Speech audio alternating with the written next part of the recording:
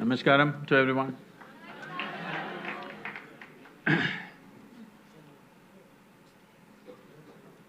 Well, when it was my time, I did not spend enough time in the university. So here I am making it up with all of you. And all of you are heavily privileged that you're in such a premier institution in the country. What a fabulous campus you have. And why this Youth and Truth? How it came about?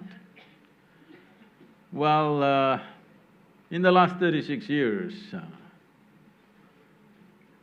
it's been a constant refrain, thousands of people coming to me and always saying, many people, Sadhguru, when I was 20, where were you? Now you have come when I'm 60, what am I supposed to do? So, they're accusing me that I did not arrive early enough in their lives. So I thought we will step out and meet the young people in this country. So this is why Youth and Truth. And essentially, what life means is, well, everybody they have their own opinions about what life is, but essentially, our life is just a certain amount of time and energy. Time is running out for all of us at the same pace. As we sit here, it's ticking away. What's ticking away is not the watch, what's ticking away is our life. Life is just getting over as we sit here.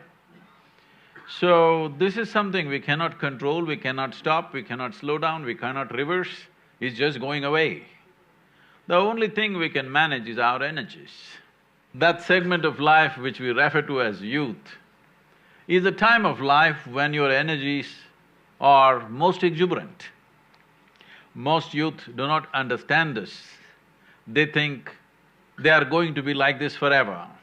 Believe me, it's not so. I want you to pay attention to older people, how they walk, how they move, how they sit, how they stand. You will understand what I'm saying. This level of energy, this level of exuberance is not going to be with you forever. It's only in this segment of life which we refer to as youth, this is possible. So when your energies are at their best, if you bring some sense of clarity and balance into your life, this will lead to better use of this energy, otherwise this exuberance may work against you in your life. One thing I'm seeing is, see, if we want to produce a great society, a great nation, or a great world, we cannot build a great nation, a great society, we can only build great human beings. How do great human beings happen? Well, in some way, the individual genius has to unfold itself. Every individual human being, irrespective of who they are, everybody has a certain genius. But my percentage, if it's wrong, please tell me in JNU. If the percentage is more or less, please tell me. But my estimate in the world is, the number of people who manage to unfold their genius on this planet are less than 1%. 99% go without ever touching that dimension, just being concerned about livelihood, about this struggle, about that struggle, their own thoughts and emotions endlessly occupies them. Only less than 1% of the people unfold their genius. If we can raise this to 10% on this planet, this will become a fantastic world. Never before in the history of humanity did any generation have the kind of comforts and convenience and technological empowerment that we have today. Do you agree with me? Those of you who are looking at me through the phone, I'm asking you, hello. That's your third eye right now, the Samsung eye. So, we are the most empowered generation ever. But this empowerment, how is it going to unfold our lives? If we do the right things, if we know how to harness our own energies, our intelligence and our genius properly, with the kind of empowerment we have right now, we have the possibility to become the best generation ever on this planet. No other generation was this well equipped as we are. We are the first generation with this kind of empowerment. So it is in this effort that we are doing this Youth and Truth. This movement will continue. This is not just about visiting universities and colleges and speaking to them. We want to compile a whole lot of questions and answers so that this generation and the next generation, whatever kind of questions they ask, there must be some kind of sensible answer for them. So, today I'm telling the three of you to unplug and ask whatever, okay? Namaskaram, Sadhguru. On behalf of the entire JNU community, I welcome you to JNU, our very precious campus. Thank you very much. It is a sheer privilege and pleasure to have you here for the evening. It's well. Only when you speak. We have been very excited about the event, and the huge turnout of the audience manifests both the excitement and our gratitude. Especially the three moderators on the stage are overwhelmed to be here on the stage with you. We'd like to introduce ourselves to you and to the audience. I am Anima Sonkar, pursuing PhD in Russian and Central Asian Studies, School of International Studies. I am not just joyous. It was a dream come true to meet you. And it is very important for me to be an integral part of the event. Namaste Sadhguru. My name is Sundaresh. I am pursuing PhD in Zakir Hussain Center for Educational Studies. I am so happy. I have no words to express how happy I am. Hello Sadhguru. My name is Anjali Yogi. I am pursuing PhD. Oh, you're a yogi too. The another yogi. But I'm pursuing my PhD in Center for South Asian Studies at School of International Studies.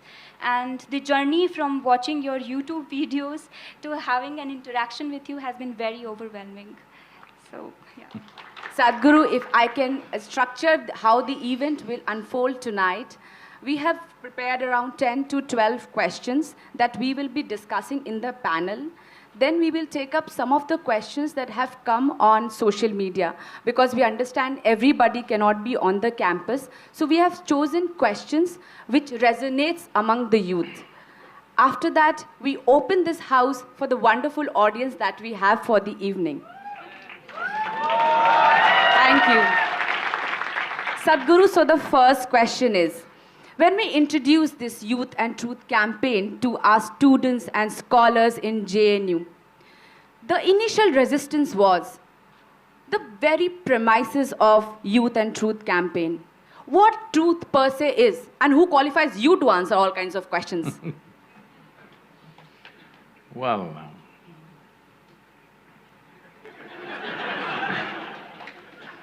I'm glad that you're asking what is truth. Well, whatever truly works on all dimensions of life must be the truth, isn't it? From ancient times in this country, they said Satyameva Jayate. That means only truth works. When Mahatma Gandhi came, he used it as a political slogan for those times. But now you have come to a place where you will question whether truth will work or not. So I'm putting it the other way around for you. What really works in all dimensions of life must be the truth. Hello? Yes. If something really works in every aspect of life, that must be the truth, isn't it? So what qualifies me? Well, you must find out now.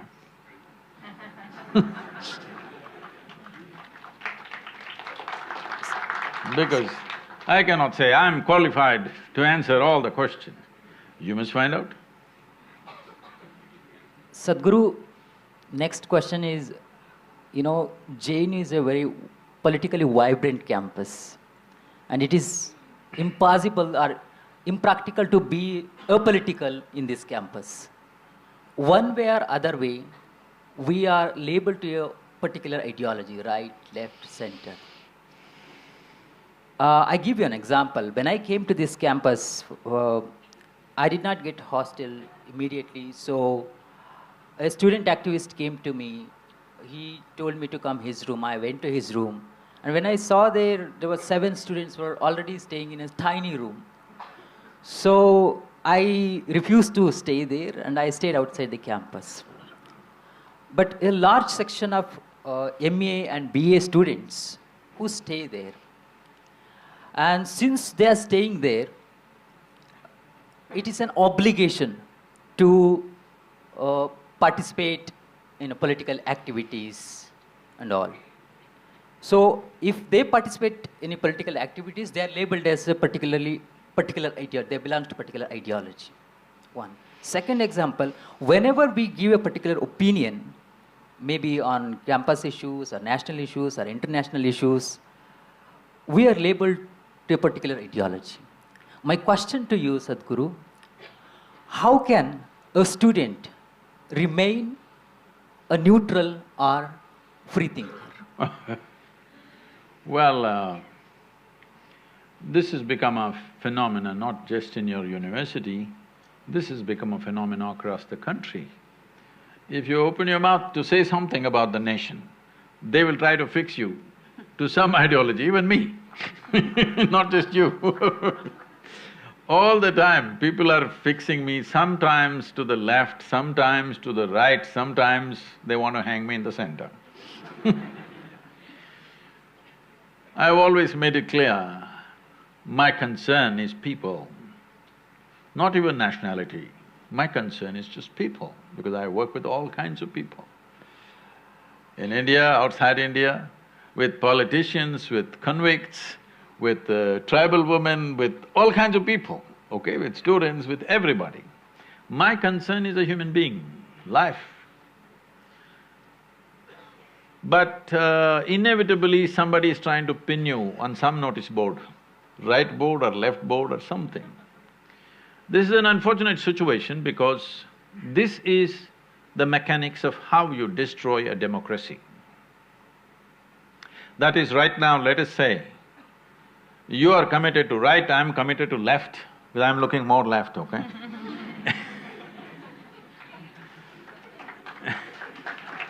So, now we are already committed.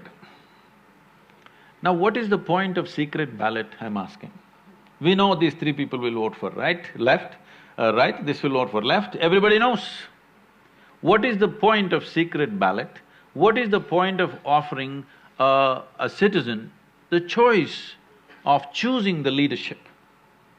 In Tamil language, democracy means jananayakam, that means people are the leaders, that's what it means. People are the leaders, but leaders are all fixed. How do you make leaders out of them? How do you make a democracy work? If you want a living democracy, the most important thing is, except for a few party workers, others, the rest of the population should not be committed to any party, any ideology.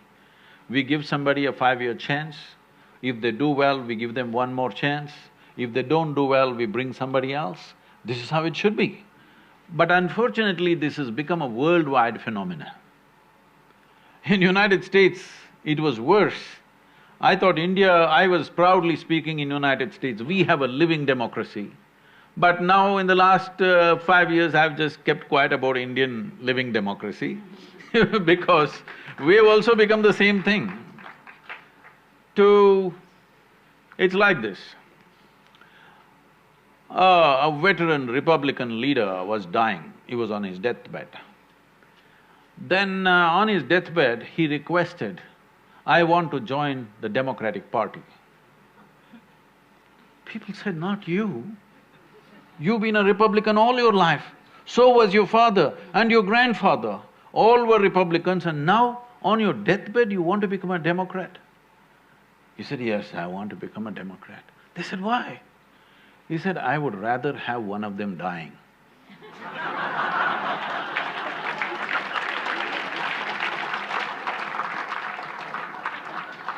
So it's become this bad. Please, all of you young people, I'm telling you, this is for every citizen in the country, but particularly in the university, please debate issues in the nation. Don't take sides. Every damn issue in the country you must debate. But do not take sides at this stage in your life because you are destroying democracy in this country. Because if… this is just like a clan, this is like a community or a religion. I belong to this party, you belong to that party, no matter what, I'm going to vote only to my party. This is a feudalistic society. This is not a democratic society. So, I request all the young people, either in this university, any university, you should not take political sides right now. You must debate issues, and what matters, who is going to offer solutions, they must get the vote. Whoever offers a proper solution, they must get the vote. Your vote is already committed, you're destroying democracy. Please don't do this. The most valuable thing we have, for all the troubles we go through, and all the news channels shouting at us, we endure all that only because we have democracy. Please do not destroy this by taking sides. Sadhguru, now I am afraid to even ask my question because my question is, I am a student activist. I get multiple opportunities to represent my organization on various platforms, especially media. And in doing so, I garner immense recognition. But when I interact with the same students and youths, among which I have that recognition, they expect me to practice humility overtly. So why, for a woman in politics especially, why am I made apologetic about my success for the good work that I'm doing? See, what you're referring to success is just recognition. That means a few people are applauding. The people who applaud today, tomorrow morning they will turn around and throw stones at you, the same people. This is the way of the world, okay? So do not float away in the sky because somebody is applauding. It's like this, you went outside, somebody told you you are the most wonderful human being on the planet. So you came home floating on cloud number… What cloud number? Only 9. In South India we do 11, huh? You came home floating on whatever number of cloud. At home, people told you who you really are. And it crashes. Don't get into this mode. Never do you float up, nor do you go down because somebody says something. That will happen only because you don't know what the hell you're doing. If you are clear what you're doing, people can say what they say, they're great things, but you know the limitations. They say horrible things, but you know what you're doing. That's all that's important in life. If you are going to get bloated because somebody said something nice, or going to get depressed because somebody said something horrible, oh, you got something coming up in your life. You can't take up any great responsibility because if you are going to be affected by what somebody is saying, either positive or negative things about you, you will always limit your life because if you step out, obviously so many people will say so many things. There is nothing that people don't accuse me of, just about everything in the universe. What a man can do and cannot do, everything. But as long as you know what you're doing, it doesn't matter. Sadhguru, we would like to little further this question here. Though it is a dangerous question to be asked in Question is never dangerous, it's only the answer. The campus is little dangerous maybe. No, it's only the answer. You're trying to put me in danger, that's fine with me. The VC said the campus is wonderful.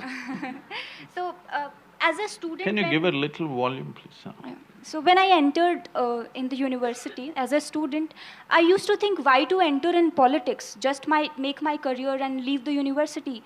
So I had this careerist orientation in life. What you think about, is studentship and politics, is it a good mix? Do you think overall, is it a good mix? See, let's understand the word politics. Unfortunately, today in this country, if I say they're doing politics, that means they're doing something nasty. Unfortunate. Politics means, that means you're into policy making. That's what politics is supposed to be. A politician means somebody who is engaged in policy making. Policy making, is it vital for the making of a nation or no? Is it vital or no? So, first of all, take away the negative connotation of the word politics. So if you are doing politics as a nasty way of doing things with people, definitely you must stop it. But if you are looking how to understand, how to set a policy, maybe you will not become a politician in future, we don't know.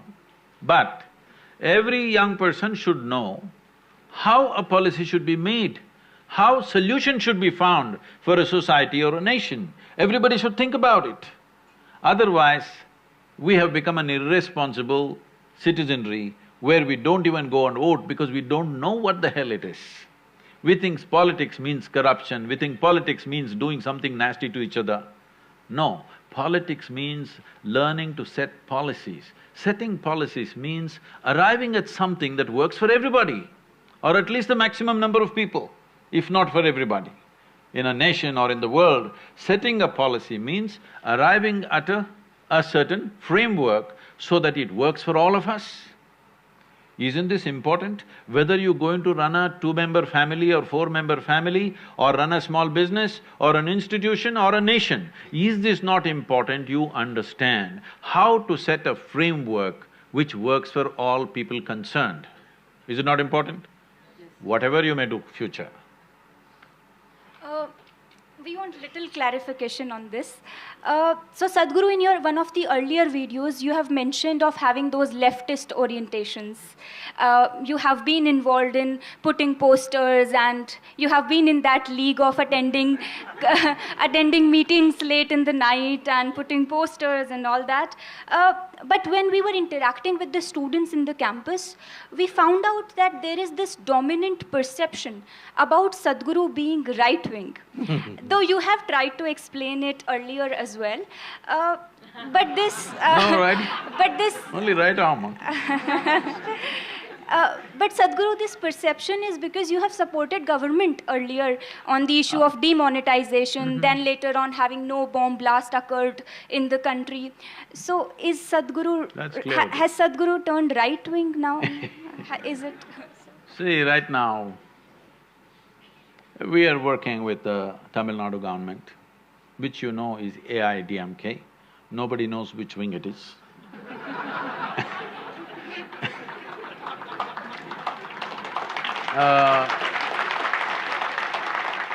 We are doing a lot of work with Andhra Pradesh government. Still, I think even that you can't decide which wing it is. And that wing was part of the big wing in the center, but now it is not, it is flapping against it. Now we are working in Kerala, which is left wing, and we are working with the central government. If you want to call it right wing, you can call it right wing. I'm saying, what is this problem with the government? Government means, in a democratic country, it's people's choice, isn't it? Now I don't respect people's choice, I respect only my choice. I think you're a nutcase. You're fanatical. You're fanatical about your own beliefs. I don't belong to any wing, but when people elect, whether I agree with it or I don't agree with it, personally, whether I agree or I do not agree with it, I will bow down to people's will, because that's what democracy means. Now, the significance of democracy is just this. Why can't we have… well, you mentioned about my… say that I was only 14, okay? Please pardon me. Young blood, that time. Even now… But then you are putting… even now young… Sadhguru, you are putting it as it was your mistake. You were No, just I did 14. not say it's my mistake. It is just that I am telling you, This is 70s. 1967, Che passed away. You don't understand at that time, Che was like… he was like our elder brother, he died. And how he was killed, those stories spread everywhere. And there's a lot of emotion in all of us. Even today I see people wearing Che's t-shirt and going. Most probably, a whole lot of them don't know who he is, they think he's Bob Marley or something. So, at that time, it's like our elder brother was killed in Bolivia. And at that time, the nation was in a state where it looked like there's not going to be any solution in this country at that time. So we thought, we and a whole lot of other people believed, unless there's an armed revolution, there is no way out for this country. And even in school, there were teachers who were giving us talks. And everywhere there was Russian literature and we read and read, we devoured Russian literature and it all made sense. And I'm always angry. You can't believe this. But I'm always angry because everywhere I see injustice. In home, on the street, everywhere in politics and religion, any damn place I see only injustice and injustice and injustice. So I am all the time 24 hours angry about something. When you're angry, you want a quick solution. You're not willing to wait for solutions to happen, you want a quick solution. So the quick solution looked like armed struggle. These were the heady days of Charu Majumdar and Somalu in the south. Well, we were fired up by that. I'm not regretting those days, but we have come to a time now where we are on a threshold of possibility through democratic means. Never before this has happened in the world, I want you to know this. The only nation which has moved 1 billion people from poverty to a certain level of economic well-being is China, okay? But they did it the hard way, violent way, all bullets and bullets and bullets. But they've done a great job because keeping people for generations in poverty is worse than killing them. In extreme poverty, where nourishment is an issue. So they did what they did in their own way. You can condemn them or you can admire them. For me, it's a certain wisdom, painful wisdom,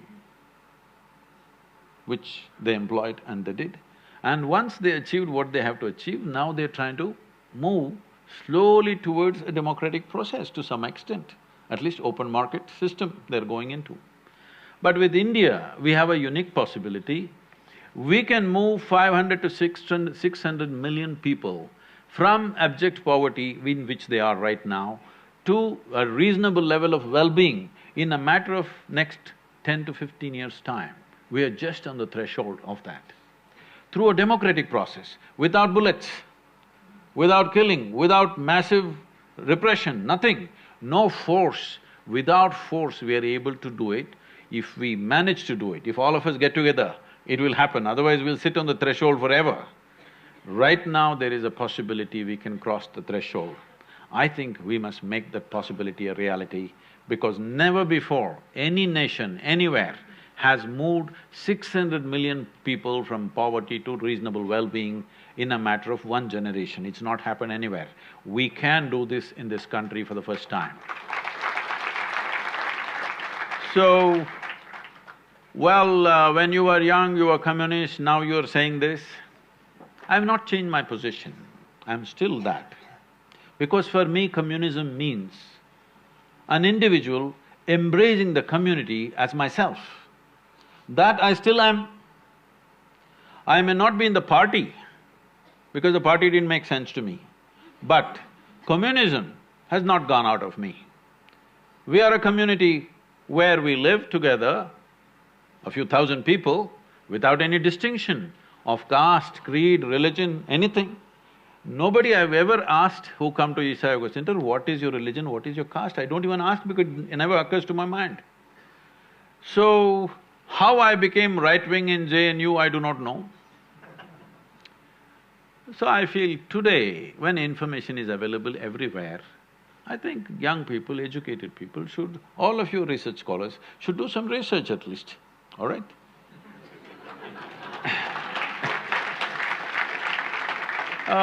Just making wild conclusions about somebody whom you have not even met, this I've seen everywhere, especially in this country. This doesn't happen anywhere else in the world, this is what I'm seeing. In this country, people who have never met you seem to know more about me than I know about myself. Those who have never seen me, those who have never met me, those who have never spoken to me, they know more about me than I know about my own life. I think you must give them a PhD because there's such a imaginative research they are doing. So I'm working with governments. I will always work, let everybody know this.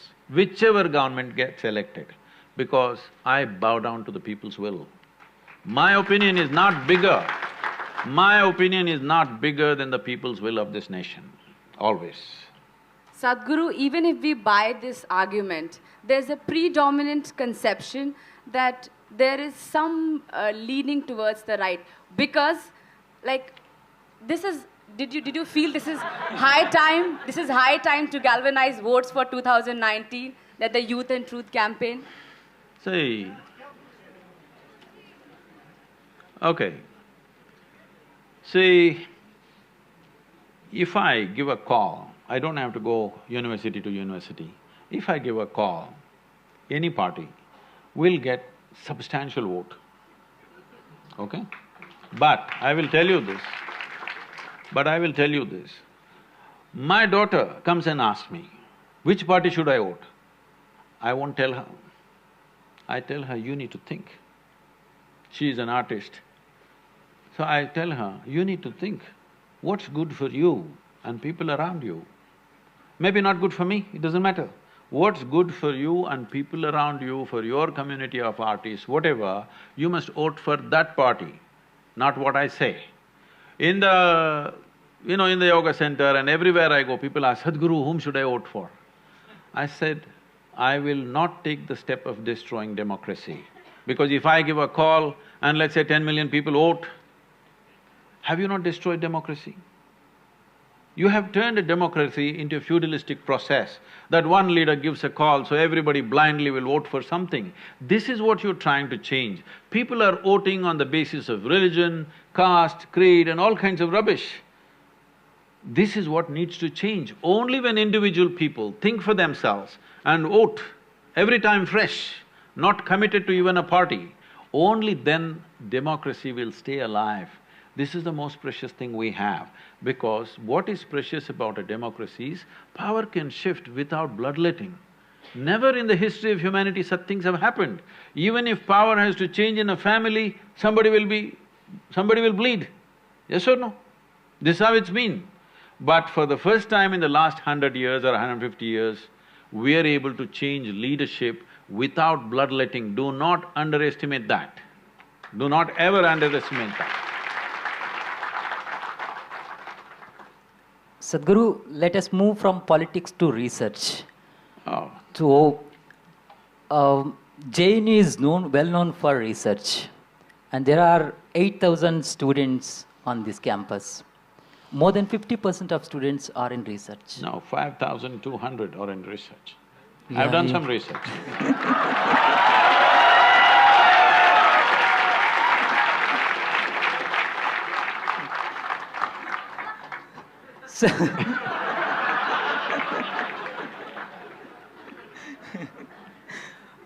Okay. Sadhguru, a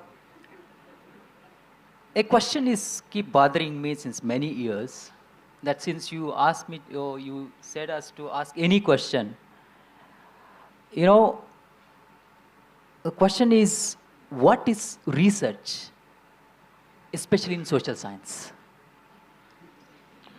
Finding out things that your grandmother already knew. No, I'm not trying to belittle all research. It is just that a whole lot of things we may know, but still it is not articulated. It is not put in a way that it is implementable. Maybe your grandmother knew everything that you're researching, but she could not articulate and put it in a framework so that it can be applied somewhere. She knows it by her experience, but still it's not an application. So the idea of research is to find out things, maybe the same things people have known forever, especially in social sciences, not in physical sciences and other things, the research may be different, but in social sciences, a whole lot of wise people always knew whatever you're researching, all right? But still, it is not being put into a framework which is applicable, which can be used in a government or in an institution or somewhere else, wherever structures are there. So giving a structure to the knowledge that you already may know. And social sciences will keep changing because society keeps evolving and changing.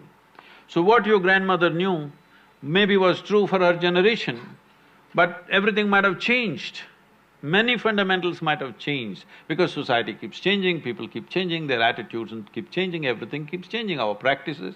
Daily how we behave, how we drive, how we walk on the street, everything is changing, isn't it? These days we're walking like this only. Hello? Nobody is looking at the road, they're looking at the Google map and walking. So things have changed. So accordingly, research also becomes valuable because many things have changed and a whole lot of people may not realize it's changed unless it's well articulated that this change has happened, this is the adaptation it needs.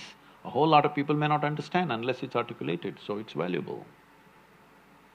Sadhguru, I have one more question on research. In research, we are taught to emphasize on 5 senses and logic. When it comes to spirituality, in many videos you said 5 senses and logic would not help you to access that reality. So how to reconcile between these two, research and spirituality? See, to perceive what's around you, to operate in this world fundamentally, you need to see, hear, smell, taste and touch. This is the way you know the physical world. So the instruments that you use for physical world may not be useful for seeing or perceiving another dimension of life. But that does not mean your eyes are useless, that does not mean your ears and sense of smell and taste and touch is useless. It is restricted to one realm of life. If you try to apply to another, it will go waste. It is like you're driving a car. You saw the moon, yesterday was full moon. You saw the big moon and you felt like going there. Sometimes the car advertisements get little esoteric and they've told you, you really gas it up, you'll go to the moon. Well, if you try very hard, you may go beyond the moon, but you will not go to the moon. Because to go to the moon, you need a different kind of vehicle. In your car, you're not going to the moon. So similarly with your 5 senses, you are not going to cross the realm of the physical. 5 senses are designed only to perceive the physical nature. Your social sciences are physical nature around you, you better sharpen your 5 senses, it's very important that everybody does not see, they may have the same 20/20 vision, but everybody does not see what one person sees, isn't it, in the same given situation? Is it so or no? Everybody does not hear everything that another person hears. Hearing may be normal, but keenness of attention will make a huge difference. What you see, what you hear, how you see, how keenly you perceive things is not just because of your eyes, ears and nose and whatever. It needs a keenness of perception. For that, you need a heightened level of attention. That is what you must practice in research, not try to transcend 5 senses because then you won't see the society, you will see something else. Sadhguru, another very important concept which is very important in this campus is of feminism. And in one of your earlier videos, you have said that feminists are just desperately trying to be men. No, you're going by other people's comments, not mine. Uh, You're going by some Delhi lawyers making some stupid comments, okay? But still, Sadhguru, what is your idea of it? How would you see it? First of all, a man and a woman are not two different species. We need to understand that till, let's say 50 years ago or 100 years ago, till technologies came, there were certain things in life that only a man could do because everything work on this planet were essentially done by man's muscle. Yes? Everything by human muscle, mainly man's muscle. Women took to those kind of activities where muscle is not the main investment, there are other aspects to life, they took to that naturally. So that's how the world was running. Today, women are out and doing many things not because of liberalism, not because of feminism, simply because of technology. Technology has devalued… Oh, it's a bad word to use, huh? Technology has devalued brawn. Only brain power matters now. Still it matters in India, even if you want to get onto your bus in India, you need some muscle, okay? But if technology, as it gets very all-pervading in every aspect of our life, you will come to a place where you don't have to think who is a man, who is a woman. Why should you think? Right now I'm talking to you, what does it matter to me whether you're a man or a woman, I'm asking. Only in certain relationships, in certain spaces, being a male or a female is relevant, isn't it? For you to do your research, what does it matter whether you're a man or a woman? If you have a few brain cells working, you can do it, right? So, this thing about excessively trying to separate male and female as if they're two separate species is a wrong way to approach. This is happening in reaction to exploitative situations which have existed in the past. But even these exploitative situations are… it is true to some extent, to a large extent it is true, let me say this, but it is not absolutely true. It is not true all women in this country or all women in the world were exploited, it's not true. Many women lived wonderfully well, yes? Maybe they never came out of their homes and did some work outside, but they lived wonderfully well, fulfilling their part of their work beautifully and doing it. So this idea that man and woman always have to fight to achieve something is a wrong idea.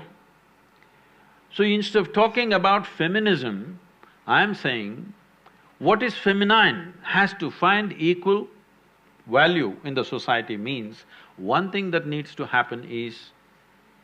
See, if you create survival of the fittest kind of atmosphere, masculine will rule. When I say masculine, I'm not saying man. A woman may become more masculine in given situations and she may succeed.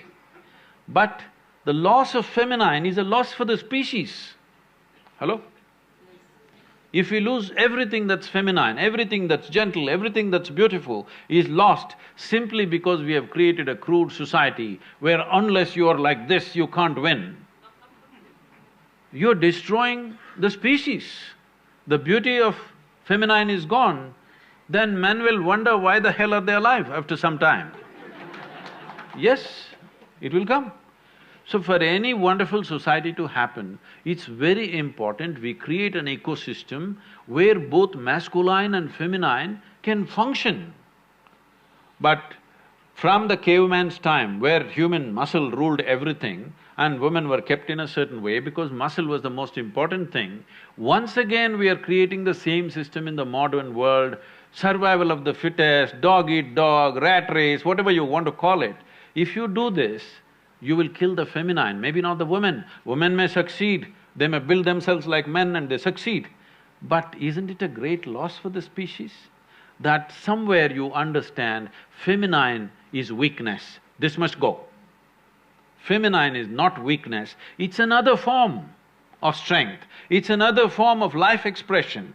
As masculine is one form of expression, feminine is another form of expression. In yoga, The masculine is called right, Pingala, and feminine is left. So, I'm sorry, I'm on the right on this.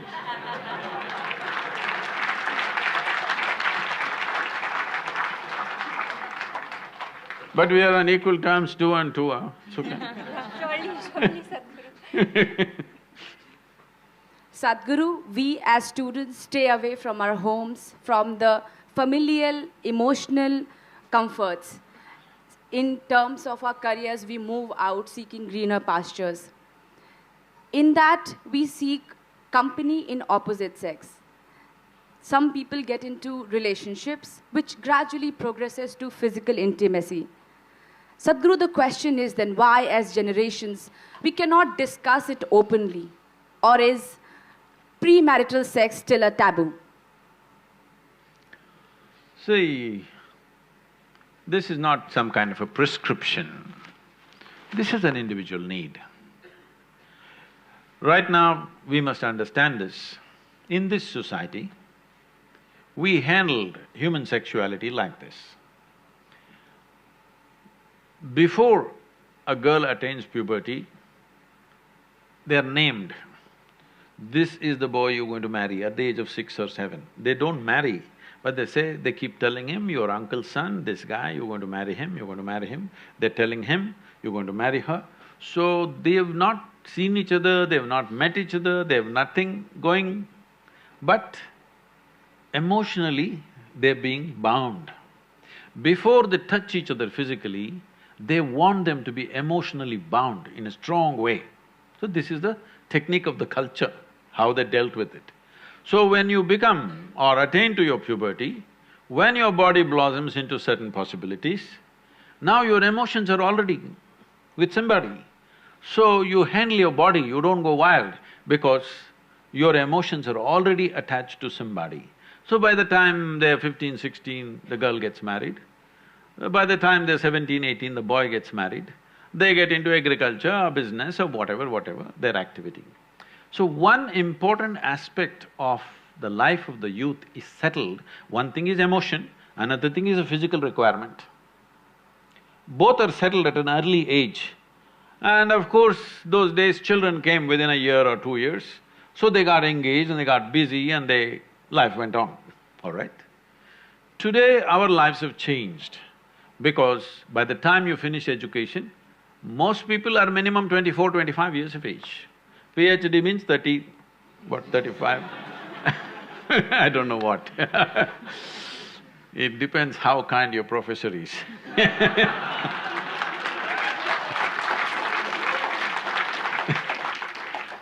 So, let us say average education time is 25 years of age. By the time they get employment and settle down somewhere to reasonable financial security, 30 years of time, all right? The peak of human hormonal function is between 15 to 30. You're not teaching people some ascetic way to live. You're not giving them some sadhana that they're transforming their energy into some other possibility and attaining to something else. There is no such thing. And there's close proximity with the opposite sex. If you don't want to address it, then you will create an unhealthy society, very unhealthy society, which unfortunately is finding expression in violent ways in our society because we've not addressed the fundamental needs of a human being. First thing is nourishment. If nourishment is taken care of, you must understand, nourishment is survival. Once survival is taken care of, naturally the species, this is not even individual, the species that you are is longing to reproduce. This is how it's built. It's longing to reproduce because this is survival of the species. If people don't reproduce, there is not going to be human race, isn't it? So, your body and your mind plays many tricks and how when you look at somebody, you suddenly think they're the most beautiful, suddenly you think they're the most fantastic, you will discover later many things. But initially, everything is clouded. See, I'm telling you, let's say you are 10, 12 years of age, you looked at people, they're quite normal. Suddenly you became 14. Every little bump on somebody's body is a world by itself.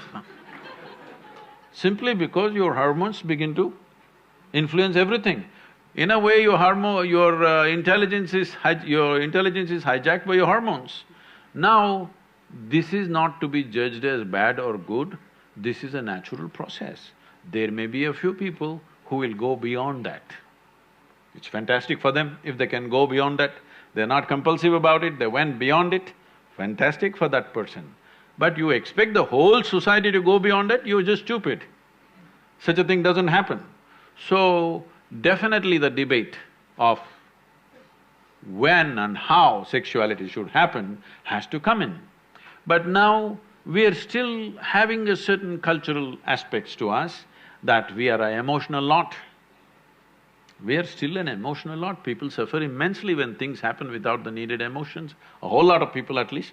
There may be a few people who are above that, but a whole lot of people suffer. So, for our country, for our society, how to deal with this without causing a major disruption in the social structure is something that we must debate. You must do research on it, how to do it. Sadhguru, though I get a little hint of the answer of my question from your elaboration, but still I will ask it. I had this belief, or in fact maybe I was made to believe this whole concept of one life, one partner. But now when I see or observe, the whole monogamous relationships do not seem to be existing anymore. The whole idea of it is gone. What do you think about it? Oh, it's not gone. Maybe in JNU it's gone.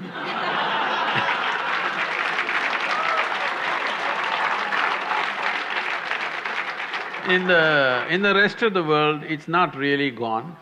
Even if you go to United States where there seems to be so much promiscuity, even there, when people marry, they believe it's for life. But of course, 2 years later, life gets over. That's another matter, but when they get married, they believe it's for life. That's why they invest in the diamonds. They think it's a lifetime investment. They're putting on that, but unfortunately, for all kinds of things, relationships go wrong. And one reason they go wrong so easily is because people are meeting much later in their life. See, when people met much younger, when their personalities were not concretized, they met early, 17, 18, then two people became like one person very easily. Now they're meeting at 30. Now both are concretized, two concrete blocks. But I'm seeing young people, if they marry, they hang on. If people marry over 50 years of age, they hang on because they have again softened up, concrete is again. Between 30 and 50, it's a bit of a concrete block, you know, strong persona. Now, friction happens. Well, if they are wise, they will find something beyond. Well, monogamy and polygamy or whatever kind of gamy, if you want to see, the important thing we need to understand is, you know, we are all here. You and me are here. This means a man and woman came together some time ago. Maybe you think their parents, you know, they don't love, they don't do sex, they don't do anything. Just because a priest uttered a mantra, you were born, probably. No, it's not like that. Somebody had a physical need, so they handle it through marriage, and we are here. And now we can, at a certain age, at a stage in your life, when you become 18, you become always against marriage. But when you were 3 years of age, you were for marriage, your parents' marriage. When you were 3 years of age, were you not glad your parents had a stable marriage? Hello? Yes. When you're 18, you think of free sex and no marriage and everything. But once again, if you become 50, 55, then you will look for a relationship that lasts.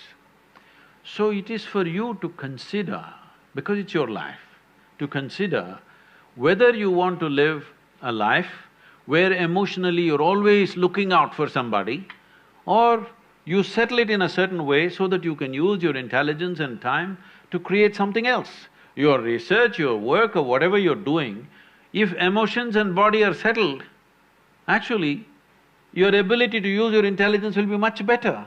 Otherwise, every day you have to walk around to find somebody. No, I'm not making this thing because I feel so bad in United States. People I know, that thousands of people are involved with me now. People over 40, 45 years of age, women I'm saying, wonderful people. But they are all on this… these days they've all gone online. Otherwise they go sit in a bar and wait. Somebody needs to pick them up today. It's terrible. Tinder generation. I'm sorry? Tinder generation. Whatever you want to call it. But I think it's so pathetic when a woman at 45 should have been loved and respected in a proper atmosphere. Now she's sitting there looking for some strange guy to come her way and she's going to make the judgment in the next 10 minutes when he buys her a drink or a dinner or something. This is tragic. This is tragic that you will end up without any sense of dignity. This doesn't mean everybody will go that way, but you must think of the larger well-being. Before you break a social structure, you must think whether we can replace it with a better structure. At any point in our life, let everybody understand this, whether it's a social structure or a political structure or a psychological setup in the society, whatever, before we break it, we must think through whether we have a better alternative system. Without an alternative system, if you break the existing damn thing that's working reasonably well, then it'll go crazy. Sadhguru, thank you so much for the elaboration. It was extremely valuable and precious for us. The different reflections that you had on the various aspects of life that came up in our questions and also in your answers. Before we open this house for the wonderful audience tonight, we'd like to take up some social media questions. And the first question is by Aniket Divadkar. He says, "Hi Guruji, in recent days I came across several contents about Illuminati, secret society, who are ruling our whole world using media, finance network and pharma politics. Even many leaders, Gurujis and priests are under their control. Your answer on this?" Not me. But you have to still answer the question. I will, but I'm saying I'm not under that control. I agree. Say, I think you're reading Dan Brown. You mean Aniket? Huh? Aniket Divadkar. Yes. Aniket, wherever you are. See, it is part of European culture to always… well, we are also imbibing it these days quite a bit. But in Europe, secret schools were romantic stuff. Even people who are now famous like a Socrates or Aristotle and these people, they were also part of the secret schools. Why would I make my school secret? Because society is in a mode of persecution of anything that it does not agree with. Persecution. Only if there is persecution, a school becomes a secret school, isn't it so? So, secret school traditions are so much in Europe because the dogmatic religious beliefs were really suppressing anything that they think is gathering 10 people, they want to demolish it, they will kill them. So they ran secret schools. In this, whatever you are referring to as Illuminati, and later on it transformed itself into Freemasons, some history, I cannot confirm this, some books have been written as to how Freemasonry was started by the Indian Masons who went to Egypt. Because they had to survive in a strange land, they came up with all kinds of tricks how to survive. Among themselves, they developed code and communicated with each other in code language so that they survive in that hostile culture, and from there it spread, that's what some books say, but there is no historical certainty about that. But it's possible, we know that masons went, stone masons from India went for building pyramids and the Baalbek temple. There are clear records about the Baalbek temple in Lebanon, which is about 4,200 or 300 years old, where they built a Phoenician temple which was built, where Indian masons and Indian elephants worked. Every Lebanese child knows about it in their school, but none of the Indians ever study this or anything like this is mentioned anywhere in any of the Indian history books, unfortunately. Anyway. So, later on it became Freemasonry, and Freemasonry took on a powerful form. When it went to United States, it took on a very powerful form because the Christian dogmatic thing was so suppressive. Free-thinking people called themselves Freemasons, though they were not doing any masonry anymore. But you will see one thing, wherever Freemasons are there, the building designs are fantastic. I've gone to a whole lot of Freemason temples simply because I love the design part of what they have done, fantastic designs. Because geometry is very much a part of their culture.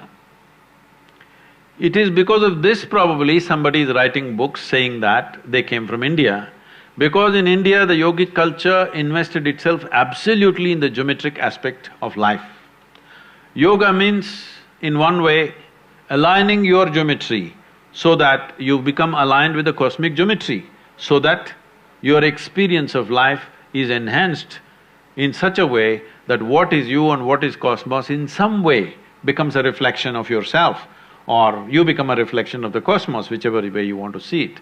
So because wherever we see an extreme sense of geometry, then we think yogis must have been here, because this level of geometry doesn't come unless you are into an internal process in ancient times. Now, of course, people are studying geometry at a different level outside, but otherwise, at that time, the only way you could understand geometry so complex was studying your own structure, how this body is made, and observing the planets and astronomical phenomena.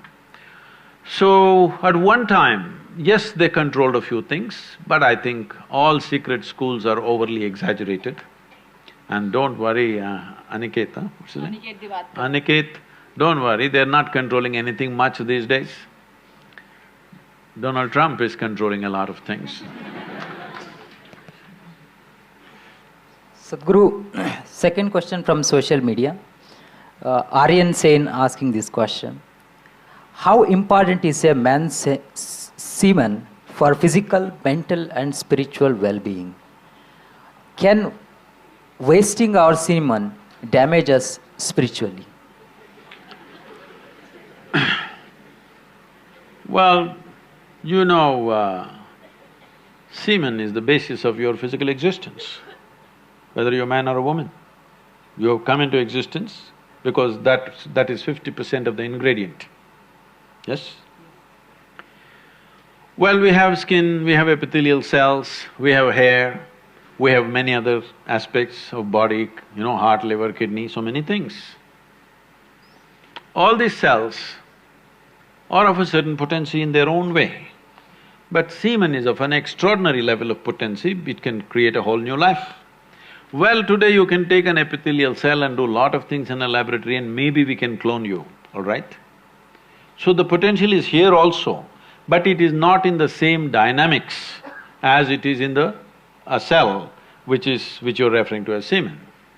So in the yogic culture, this is called as virya. Virya also refers to what you call as vajra, which means stability, or diamond, which is the hardest thing. So in the human body, virya is considered to be like vajra. That means it is one of the most potent things if you know how to use it. Well, how to use it means you can use it to produce a child, that's one thing. Well, if this question is coming because you are using it to spill it on the JNU bed sheets, okay? If that's how you're using it, well, that's your compulsion, you're doing whatever you're doing. This is not something to be judged morally. That's not the point, it's a question of what is the level of compulsion that one has. But anything in this body, can it be transformed into a different level of function? Absolutely. Not just semen, just everything in this body can be transformed. See, suppose I give you all soup-making ingredients, same soup-making ingredients to every one of you. Do you believe all of you will produce the same soup? No. You will produce 500 varieties of soups, those same ingredients. That's all that's happened with us right now. All of us are fundamentally same ingredients, but see how different each one of us are. Different soups. Well, if I give you soup-making ingredients, either you can make a great soup or a lousy soup. Depends what kind of skills you have, isn't it? So this goes for everything, not just for semen. Every dimension of your body and your mind, you can transform into something tremendous, or you can make it mediocre, or you can make it a serious problem. Every aspect of your life. That goes for this aspect of life also. This same energy, see, people are making it literal translations, but if you want to produce a certain, let's say, epithelial cells, how much energy the body spends on it? And if you want to produce a cell which you call a semen, how much energy body spends is very different. This can be scientifically established. So, when you're investing so much energy in that, obviously it has a potency if you know how to explore. But are you competent to explore? Are you capable of exploring? Do you have the necessary sadhana and guidance to do that? That's a big question mark. Thank you, Sadhguru. Now, we'll open the house for our wonderful and patient audience to shoot their questions. Just a humble request that do not shout out your questions, look for the mic, and please keep one question, one person. We have people with mics, so you'll have to locate your mics. Guruji, yes. Namaskaram, Guruji. Guruji, you said that Little closer, if you can hold it this way. Only less than 1% of the people tap into their genius. You have always told us that turn inward. So, how do we turn inward and what do we look at? No, I didn't get that. Can you hold the microphone like I'm saying that only 1% of the genius, only 1% of the people tap into their genius. And you say that you need to turn inward to tap into their genius. How do we turn inward and what do we see? Well, there are two things mixed up in this. To unfold human genius, you need both external ambience and internal ambience. Internal ambience is just this: you must come to ease. You must come to total ease with life. Most people are going like this all the time. You have to come to ease. Coming to ease means, somebody was asking me in one of the colleges, how do we know where it is? In the yoga center, we have a cobra test. You know about this already, huh? You already know about it? Some of them. Some of them know. See, most of the venomous creatures are like this, particularly cobras are like this, and the bees are like that, and even the spiders are like that. They don't see you, they don't hear you much. Cobras are stone deaf, snakes are mostly stone deaf, they can't hear a thing. But they feel your chemistry. If you go into the forest and just pick up a cobra like this, not holding by the head and all that, simply like this, he will simply come without any reaction. I think you saw… they showed a quick image there where I'm holding a king cobra in my hand, not by the head, just like this. He's not a pet, he's a wild snake, okay? He was with us only for 2 days, then we left him in the mountains because he came there, I caught him. So, if a king cobra bites you, it'll give you somewhere between 20 to 40 minutes to live. He has enough venom to kill an elephant, okay? That king cobra that you saw is nearly 13 feet long. He has enough venom to kill an elephant. But I'm holding him like this, he's simply there. because he only sensing your chemistry. If you show a little bit of anxiety, he'll go for you, because he senses danger. Your anxiety is danger for him. So we can put you through a Cobra test whether you have come to ease or not. Even if you come to ease, whether the social situation will allow you to explore your genius or not, that is also there. When you have a very dogmatic social structure around you, when you have very dogmatic religions around you, then they won't allow you to explore your genius. They will make sure that you stick to the norms that they've established. So, creating a social ambience and an internal ambience is important. I think today you can escape from any kind of dogmatic situations or compulsive situations around you, you can leave that place. It was not possible to leave that place 100, 200 years ago. But today, if you find a situation is completely not conducive for your way of existence, you can leave that place and transport yourself to another place and live there, isn't it? This was not possible in the past.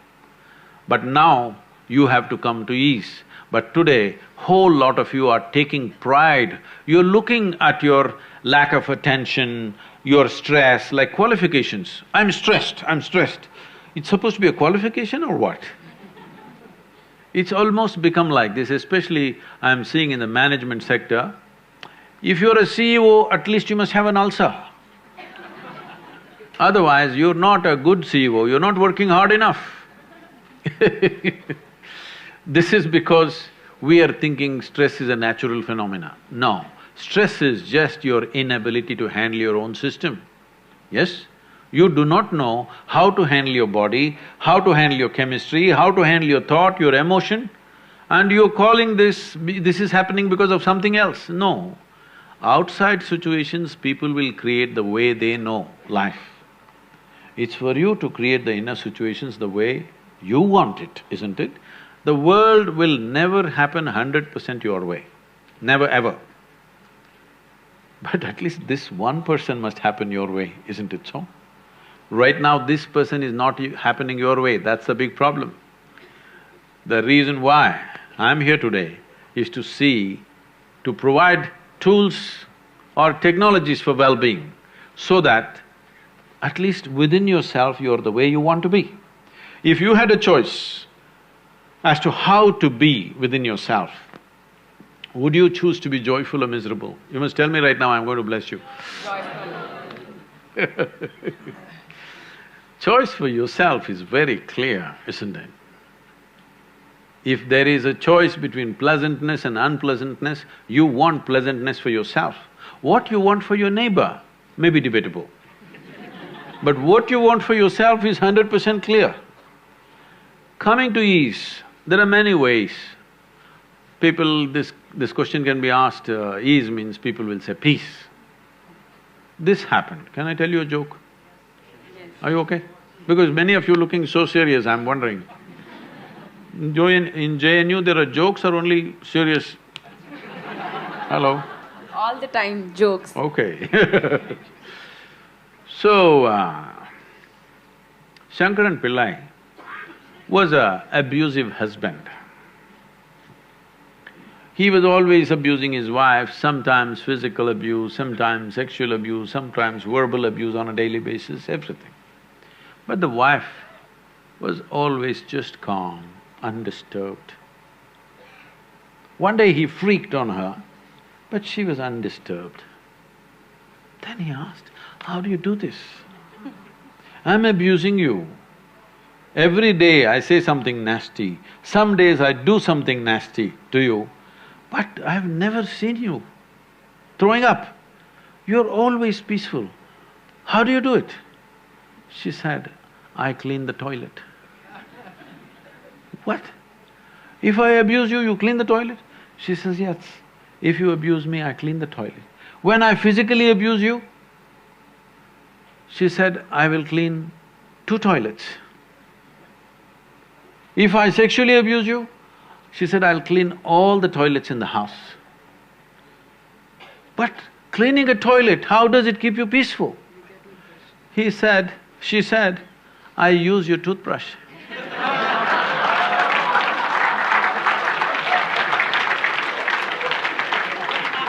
There are many ways of handling it. We now, there are 100 of students outside the auditorium, so we'll now take up a question from outside. Hello, sir. My name is Mohammad Akmal, and I'm a student of JNU. My question to you is that, I have some other question in my mind, but right now my question is that you said when you were in United States, you always said there that India is the biggest living democracy. But now after 4 years, you have stopped saying this. What made you to stop saying this thing now? Why you have stopped saying this, that now we are not the biggest living democracy? No, I think you're taking 4 years literally. Not because of these 4 years. I am seeing we are also getting organized like United States. Either I am a Republican or a Democrat. My father was a Republican, my grandfather was a Republican, so I am also Republican. This is what a Republican said. Then another person asked, a Democrat asked him, suppose your father was a jackass and your grandfather was a jackass, what would you be? He said, I would be a Democrat. So, United States was unfortunately divided like this for last few decades. But that was not so in India. But now I would say in the last probably 10 years or so, it's becoming so vitiated, everybody belongs to some party. This is destruction of democracy. Everybody should look at it, not before. 3 months before election, you should start evaluating, what have these people done? Have they done something for the nation? Have they not done something for the nation? Should you give them another chance or should you not give them another chance? Is something that you must evaluate just before election, not right through the 5 years. There's no sense to that. You must evaluate according to your intelligence. Today there's information, all right? There is enough information.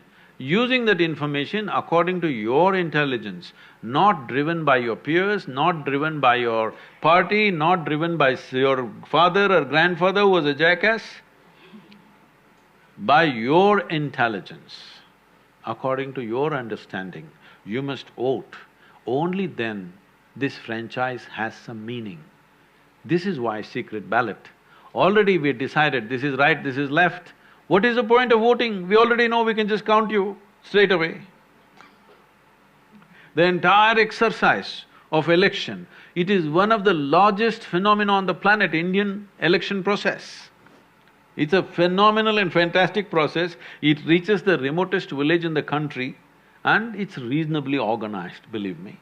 In spite of all the chaos, it is pretty well organized. And what is the point if well beforehand, 5 years ago itself I am determined which party I am going to vote to, what is the point of this exercise?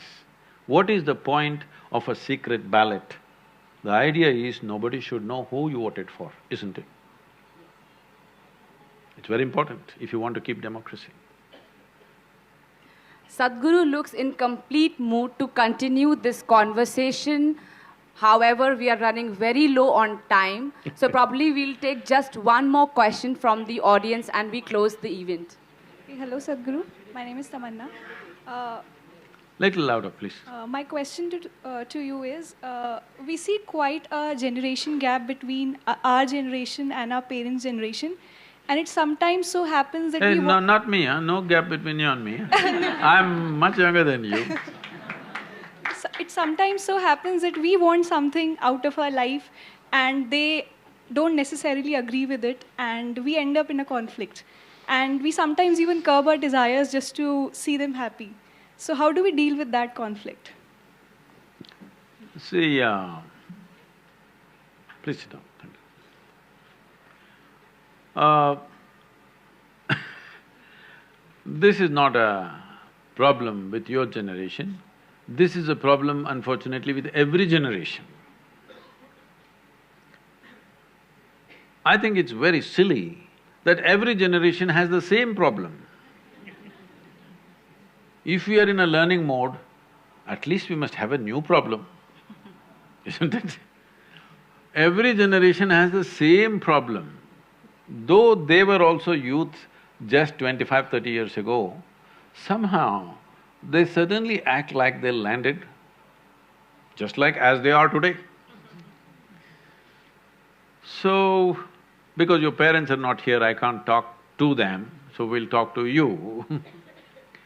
If you want to craft your life the way you want, and what you want, if it's not in concurrence with your parents or the society in which you live in or the university in which you're studying, it can happen. What you choose may not be in line not only with your parents' choices, may not be in line with your peers' choices, may not be in line with the institution's choices, may not be in line with the society in which you live.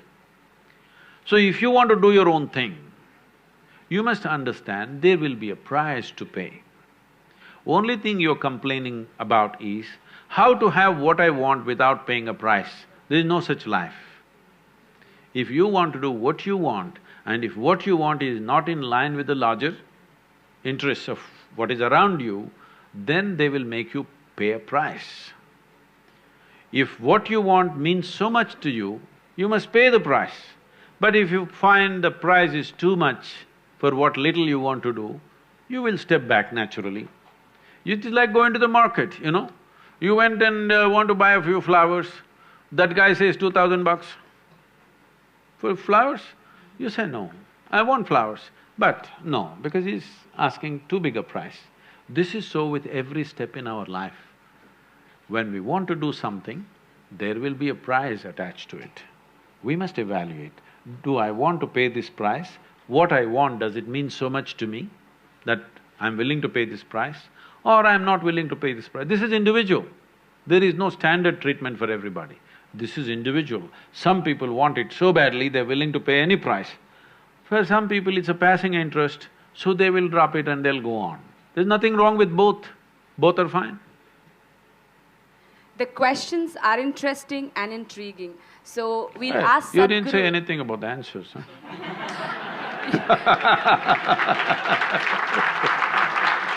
And we do not disagree about the answers. She's only praising JNU, she's leaving me out. Isn't that my primary duty? Sadhguru, if we can take some more, because we all are buzzing with questions in our heads. I'm okay. Anima, All right. can I take…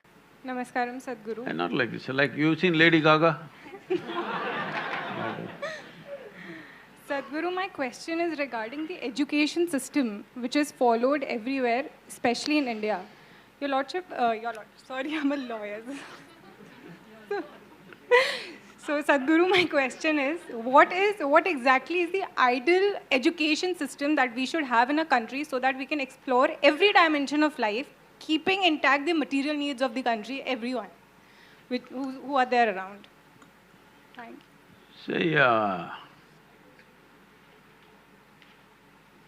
there is no such system that you can create in a limited amount of time that human life is, and that too, education is a certain part of our life. To create that you can experience every dimension of life for everybody, no, it won't work like that. Somebody is interested in academics, they should go one way. Somebody just wants to earn a living, they must go another way. Somebody else has some other kind of skills, they must go another way.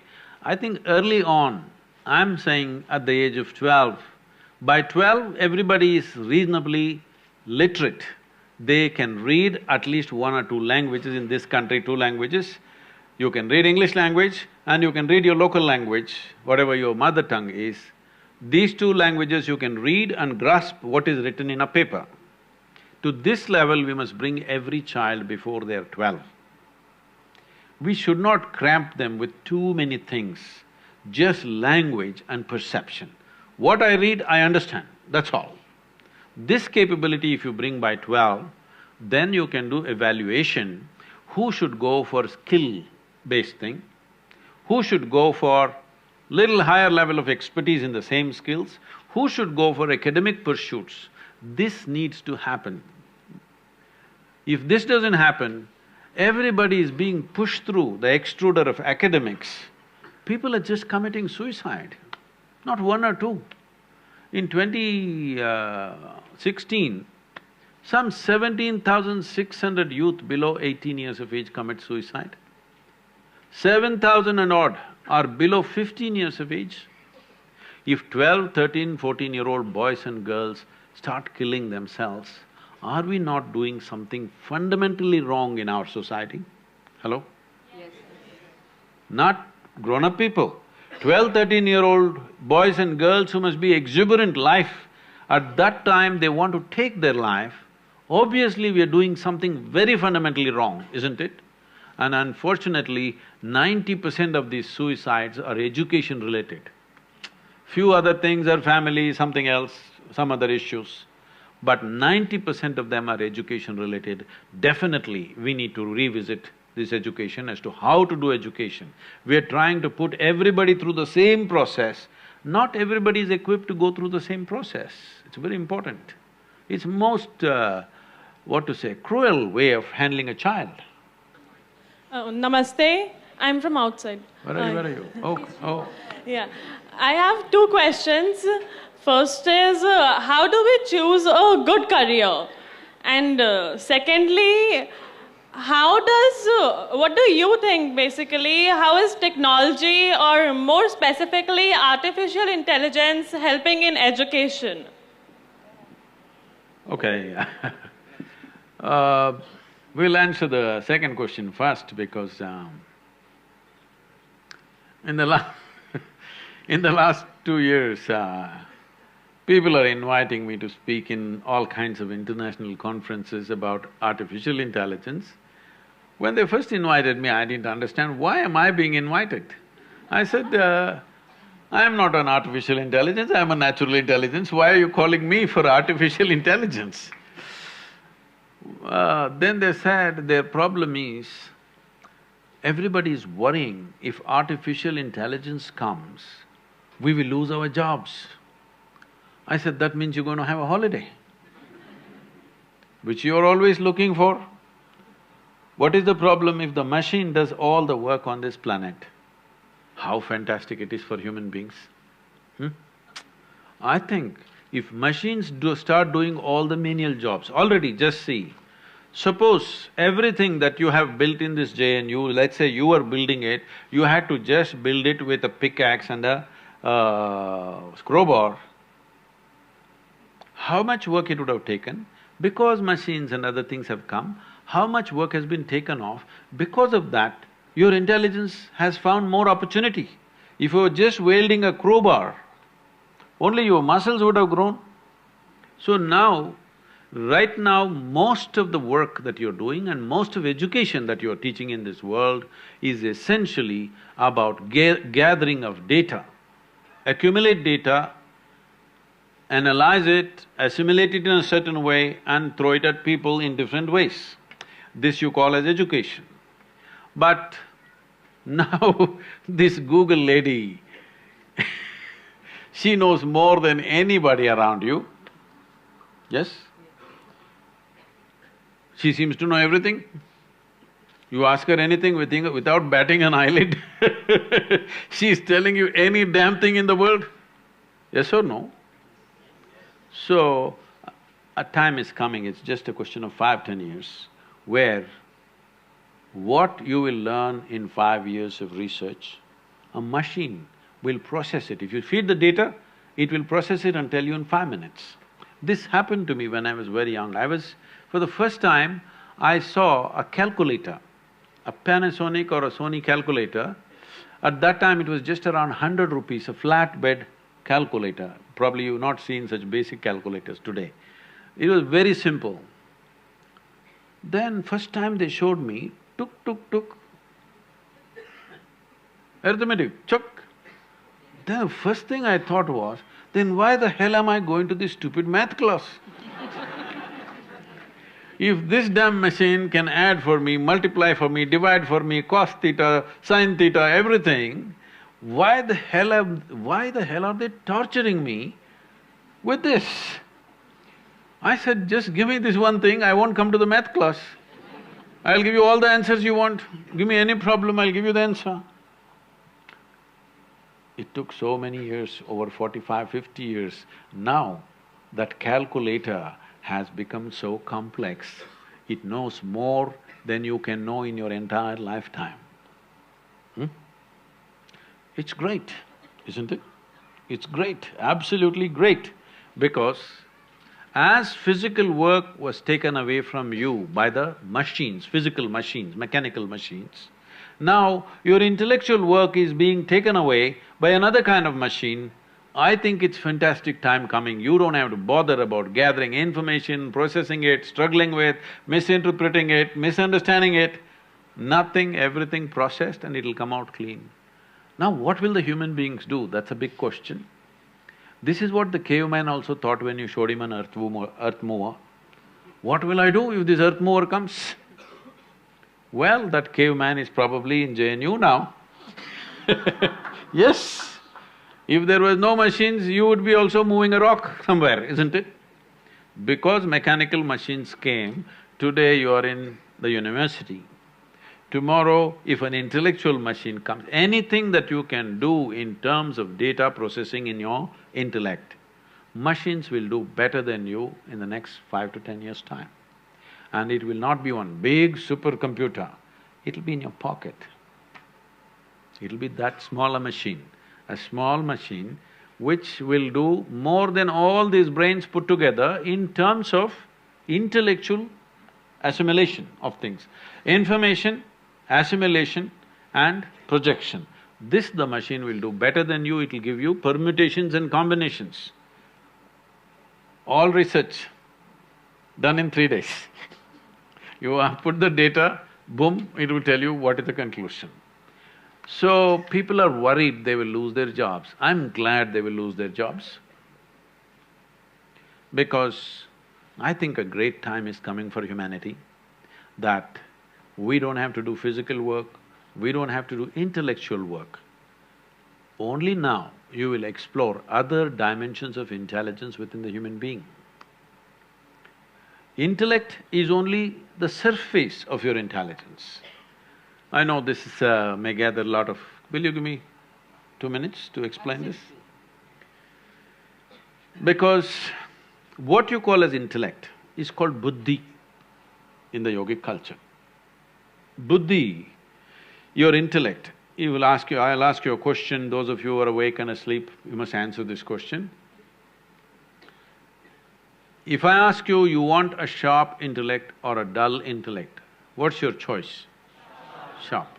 So obviously, intellect is a cutting instrument, isn't it? You want it sharp like a knife. Now, what is happening with our education system and the way we're building the society is, we are using a knife to do everything. Somehow, this is coming to me quite a few times in the last few months, because I think once again, after many years, I'm once again riding motorcycles much more than what I have done in the last 30 years, so these memories are coming back to me. I was riding all over the country without any purpose, simply end to end, till I hit the national border, I went and then turned back and rode in another direction. I just only calculated the money I had in my pocket and the kilometers to cover, okay? So one of those… sometimes, this is something for you to do research on, is there are times when I rode 3 nights and 3 days continuously, without hitting anything, without falling drowsy or sleepy, anything. I did certain things with my system, because somebody… you asked the question, can semen be transformed into something? If you do certain things with your system, it gets energized to such a level of alertness that 3 nights and 3 days, those days when roads were what they were and motorcycle was just 250cc SD, okay, Java motorcycle. It's not like today, some big stuff, and it's not like highways, 4-lane highways, nothing. All single roads full of potholes, backbreaking. But I would ride continuously up to 72 hours to 75 hours non-stop. Only gas station to gas station, gas station to gas station. So one night I'm riding full night and I'm somewhere in… I'm not very sure where, somewhere between Madhya Pradesh and Uttar Pradesh. Early morning I came and parked near a dhaba, thought I'll have a tea and rest for some time and move on. My chain had become slack. I don't know if you all still motorcycle or you're all metro people. So, I never allow anybody to touch my motorcycle because I'm always on it, so I don't trust anybody, I do everything myself from engine work to everything. But chain had become slack, I was sitting there, full night of riding. Then I saw Mubarak Mechanical Works, handwritten sign. I saw this and I saw a strapping young youth. I said, hey, can you tighten my chain? Because tightening a chain is not some great technology, but hands become messy. So I thought, let him do it for me. So then he said yes and he came full enthusiasm. Then I saw in his hands, he just had a chisel and a hammer. I said, wait, what are you doing? She said, no, I can do it. I said, wait, you don't have any tools? Then I walked into his little shack, which is his garage. I went inside, there are only a few chisels and bigger and smaller hammers. This guy does everything with a chisel and hammer. Maybe he can do it, but after he does it, that's the last time you're going to fix that machine again. After that, it's done, okay? I said, you don't touch my motorcycle. Why I'm saying this is, right now our education system is like this. We are doing everything with one dimension of our intelligence, which is the intellect. Intellect is good only if it's sharp, otherwise it's no good. If you use a sharp instrument to do everything, then obviously you will be in tatters. This is why people are 30, 40, 50, 60 years of age, they still don't know how to handle their thought and emotion. When are you going to learn? Are you going to live for 10,000 years or so? When is it that you're going to learn how to handle your thought and emotion? You may call this stress, you may call this anxiety, you may call this misery, you may call this madness. Essentially, you do not know how to handle your own thought and emotion, that's all, isn't it so? This is because you're going on one wheel of intelligence. There are many wheels of intelligence, only one wheel is spinning, others are all stuck or you never explode. So it's very important that if artificial intelligence comes, everything that you can do intellectually, a little machine will do. Now I think human beings will explore other dimensions. I think I will become very significant. The sooner the artificial intelligence comes, the more significant I will become, because then they will come, what else can I do? There are many more things you can do. I am Kimsi Sonkar and I am a… Where are you? Oh, on the screen, okay. Yeah. I am sitting outside, I am a PhD scholar in JNU and I always have an ethical dilemma that when I eat the mess food, it is always not in the standard of like, we get the mood of eating, we don't want to eat, and I end up wasting a lot of food. So I want a solution. How do I make up my mind to eat the food which I feel I don't like at all? Because I see that there are people dying for a single grain of food and I am here wasting food, getting all the facilities, but still I can't eat that food. However hard I try to sell the mess worker that please put little bit. So, if you want a demo how you should eat this mess food, if you can. Yeah, if you want a demo, you must take me out for dinner today at your mess.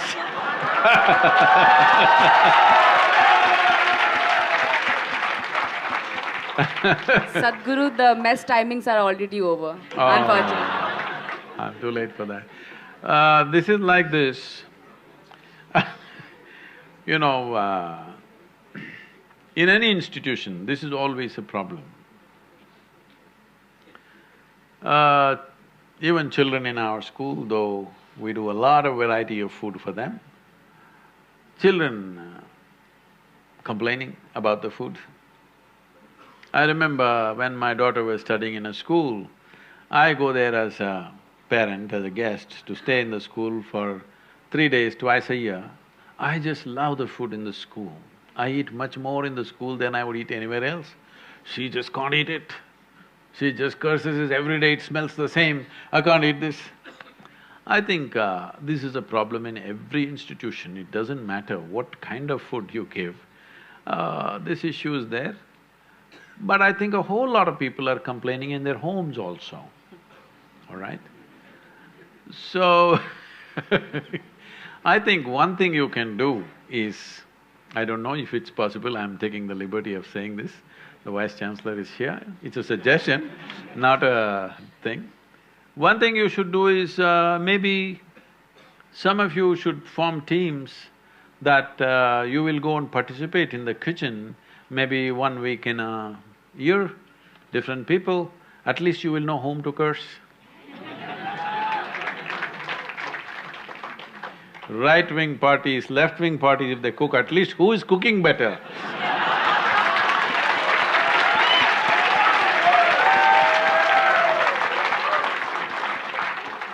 Maybe things will happen, chemistry will happen if they cook well.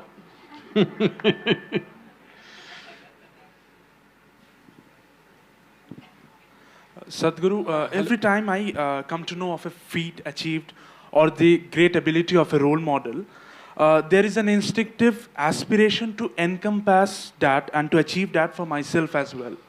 But then with it comes the formidability of the profoundness of the ambition. So what is the right approach for such ambitions in life?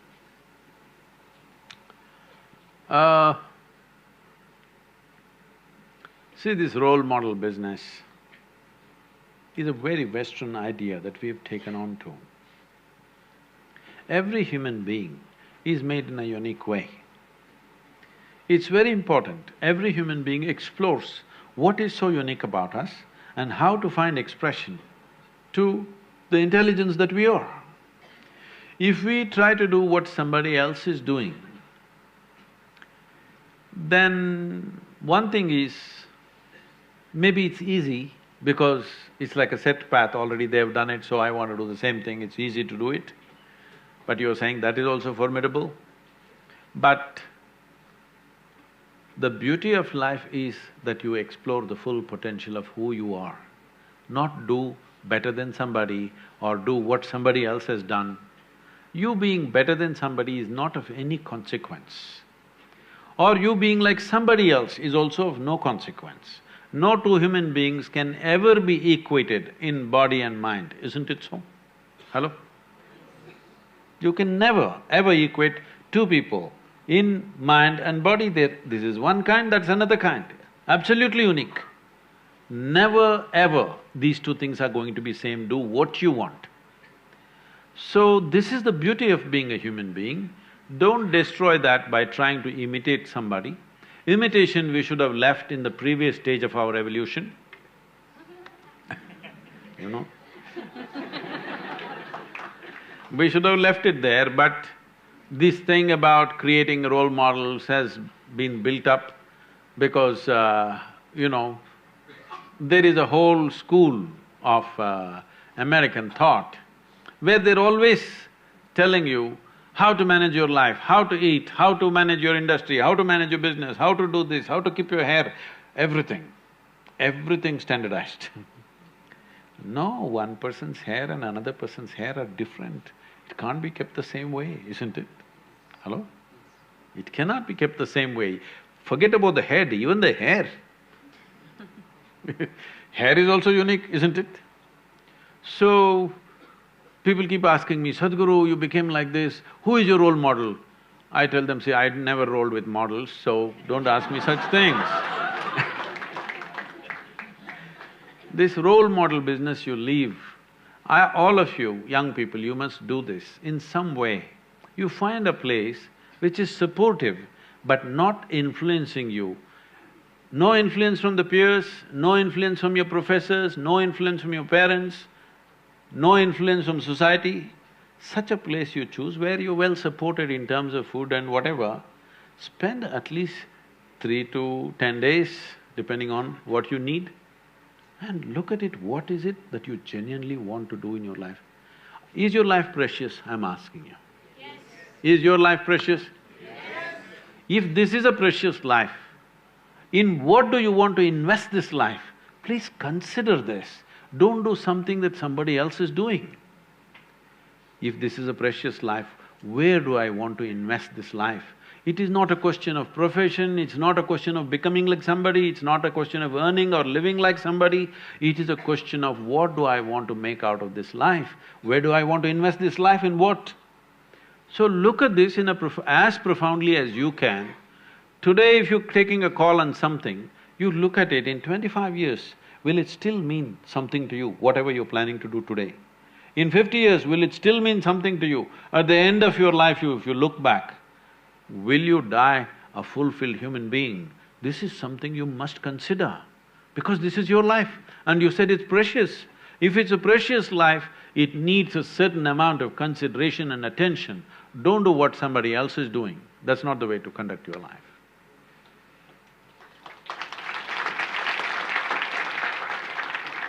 Dear audience, we understand your urge to ask questions, but we'll take just one last question.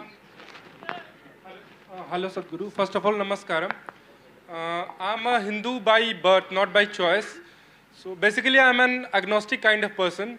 So my question is, like, we all have been encountering a statement everywhere, like on social media and in our day-to-day life, that our religion is in danger. First of all, this question comes in my mind since my childhood: what is religion? And the other thing, how is it in danger? And is it necessary to have a religion at all?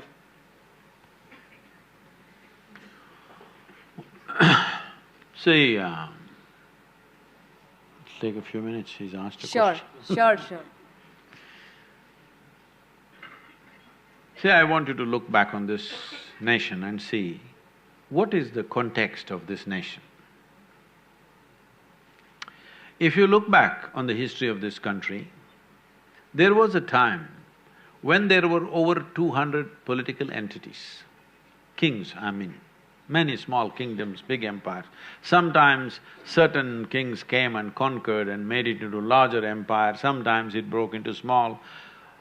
Largely it was been somewhere between 100 to 250 nations within one geography of what we call as Indian subcontinent today.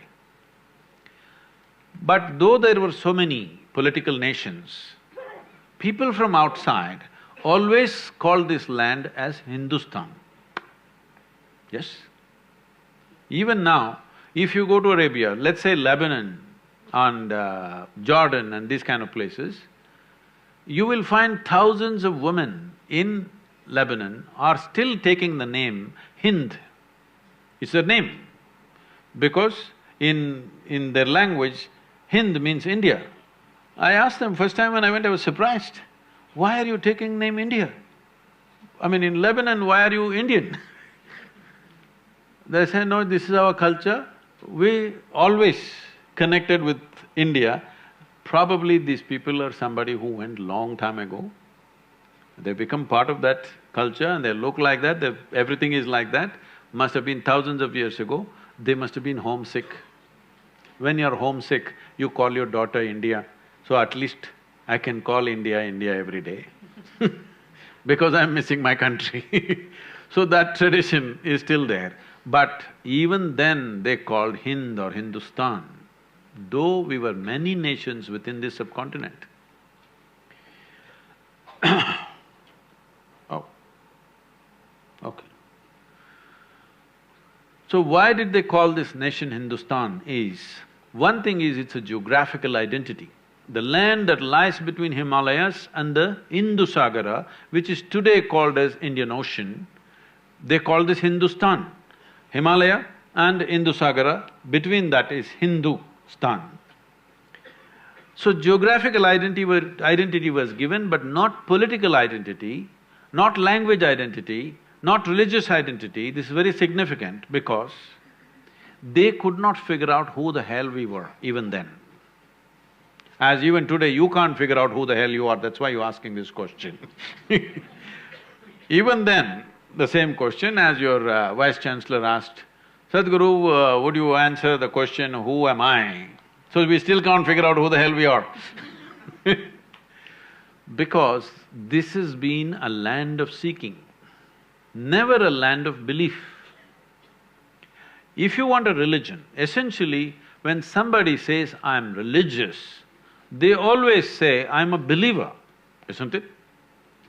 Let's explore this word belief. How many of you believe you have two hands? All of such people just at least raise one hand, please. Do you believe you have two hands or do you know you have two hands? You know.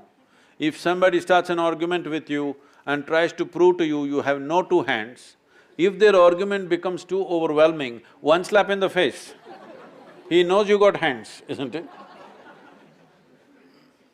But there are so many things you believe in heaven, you believe in God, you believe in many things. Why do you believe? Simply because you have not become straight enough in your life even to admit, what I do not know as I do not know. This is a serious problem. Whatever you do not know, you say, I believe. It is so human of you, so wonderful of you to see what you do not know as I do not know, isn't it? I do not know is a tremendous possibility. When you say, I do not know, genuinely within you, the longing to know, the seeking to know, and the possibility of knowing becomes a living reality in your life. Otherwise, everything that you do not know, you believe. When you believe, it gives you instant confidence. Confidence without clarity is the most disastrous thing that has happened to humanity. Confidence. All kinds of idiots have confidence. When you don't know, at least you must have hesitation, isn't it? Huh? When you can't see clearly, you must have hesitation. When you can't see clearly, if you're confident, are you not a disaster? You are either a disaster for yourself or for everybody around you. So, this land was never ever identified with belief systems. This has always been a land of seekers. Seekers of what? Seekers of truth and liberation. Just now, yesterday I was at, the BHU in Kashi. You just see there, people are coming from all over the country and now all over the world. In search of what? Mukti. Freedom is the highest value. God has never been the highest value in this culture. All the people whom you worship are people who walked this land at some time, isn't it? And they were not superheroes. They did not drop from the sky or fly in the air or walk upon the water, nothing. Just same grind as you are going through, much more grind than you are going through. If you want to take the example of anybody, either Shiva, Rama, Krishna, whatever the main deity is in the country, let's take Rama because he's always in political dispute.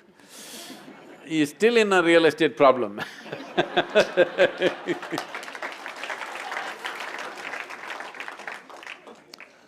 At the age of 17 or 18, he's been coronated as a king, rightfully, because whatever those days, his father and son.